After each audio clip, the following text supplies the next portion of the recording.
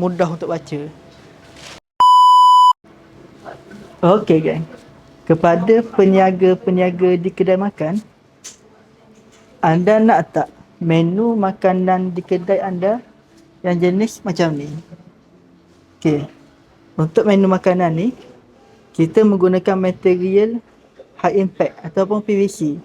Kalau ni material keras ni. Kalau keras macam ni, confirm akan tahan lama. Kiranya anda tak perlu untuk macam dalam masa setahun tukar 2-3 kali menu makanan. Kiranya buat je yang macam ni.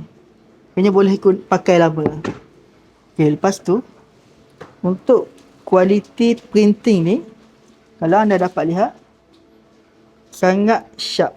Okay, kalau dapat, kiranya customer akan tengok, oh mudah je baca, kiranya tak ada kabur-kabur apa semua.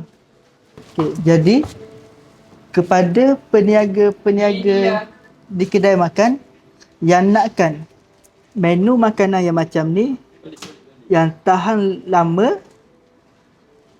boleh dapatkan dengan kami sekarang. Luncur.